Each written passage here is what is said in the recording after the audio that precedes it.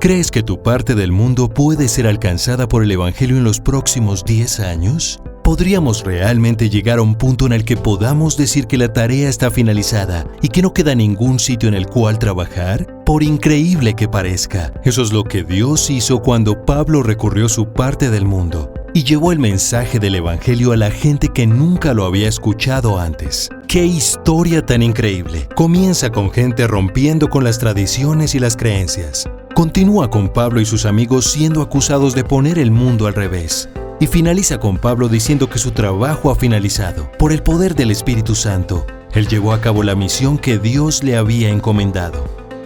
En un periodo de 10 años, caminó más de 2.400 kilómetros, estableciendo las bases de la multiplicación, de forma que el mensaje pudiera llegar a unos 22 millones de personas. Sigamos a Pablo por Asia Menor y Europa en sus 3 viajes como misionero y veamos qué ocurrió. Comienza en la primavera del año 46 después de Cristo. El Espíritu Santo envía a Pablo y Bernabé desde Antioquia. Los creyentes de Antioquia oraron fervientemente por Bernabé y Pablo cuando fueron enviados. Pablo rompió algunas normas cuando enseñó en las sinagogas. Les dijo a las personas no judías que también tenían un lugar en la familia de Dios. Pero muchas de las personas judías que lo escuchaban se enfadaban. Los viejos paradigmas y las viejas creencias cambiaron rápidamente en cuestión de tan solo 2 meses. La gente no daba crédito. Jesús era para todos, no solo para los judíos. Los celos provocaron revueltas. Se suscitó la persecución. Pablo y Bernabé se la quitaron de encima y continuaron su viaje compartiendo la buena nueva. Estaban dejando a su paso discípulos llenos de júbilo y del Espíritu Santo. Los nuevos creyentes se sentían reforzados y alentados. Pablo y Bernabé regresaron a sus pueblos para designar ancianos en las nuevas iglesias.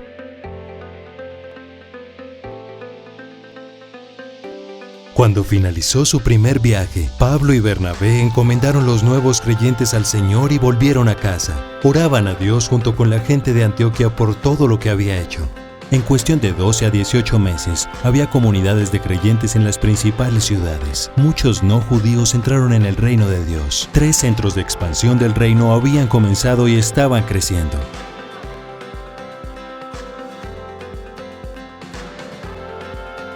Mientras Bernabé y Marcos se marcharon a Chipre, Pablo partió con Silas. Sentían la responsabilidad de reforzar la fe de las nuevas iglesias. Pablo invitó a Timoteo a unírseles por el camino. Los hombres se sentían maravillados de ver a la iglesia crecer en número, diariamente.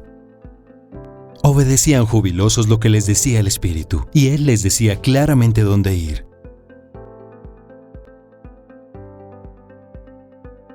Difundieron el Evangelio e iniciaron nuevas comunidades de creyentes. Muchas de las autoridades comenzaron a molestarse con ellos. Veían cómo el mensaje del Evangelio trastocaba sus normas culturales. Pablo y Silas se regocijaban mientras oraban y cantaban himnos, incluso cuando terminaban en prisión. Algunos judíos devotos y autoridades civiles se sentían molestos cuando escuchaban a Pablo hablar sobre Jesús. Tanta gente iba a venir al reino que Pablo fue acusado de poner el mundo al revés.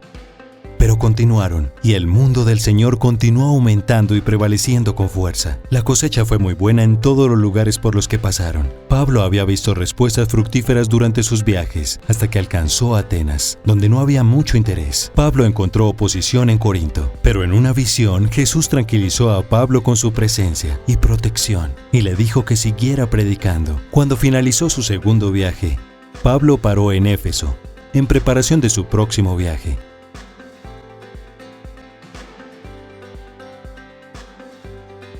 Regresó a Siria, y la iglesia que había ahí se sintió animada al escuchar el impacto que había tenido el Evangelio en su viaje. Se regocijaron por el hecho de que el reino de Dios continuara expandiéndose. El mismo patrón de expansión y nuevas iglesias con nuevos líderes continuó en todas las ciudades. Cada vez más personas no judías entraban en el reino. Ahora había 5 centros de expansión del reino.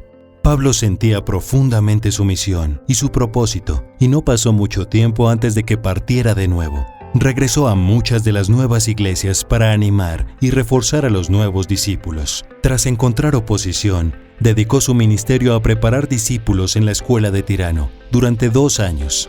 Los jóvenes discípulos recibieron con entusiasmo y la gran experiencia. Y después de solo 2 años, todos los que residían en Asia habían escuchado el Evangelio, tanto los judíos como los griegos. Era una época emocionante, y Dios estaba haciendo milagros extraordinarios. Nuevos creyentes hacían cambios vitales radicales, y sus nuevas vidas reflejaban la gloria de Dios. Algunas personas rechazaron el Evangelio, algunas permanecieron abiertas y curiosas, y algunas creyeron y aprendieron cómo hablarles a otros sobre una nueva vida en Jesús. Pablo escogía los lugares estratégicamente y compartía el Evangelio por doquiera que iba. Rápidamente evangelizaba a nuevos líderes y los ponía al frente. Las iglesias se reprodujeron y alcanzaron muchos lugares. Se llegó a los centros regionales y ayudaron a los ministerios locales a expandirse. Fue en esta época cuando Pablo escribió a los creyentes romanos: desde Jerusalén hasta el Ilírico, por todas partes he esparcido la buena nueva de Cristo.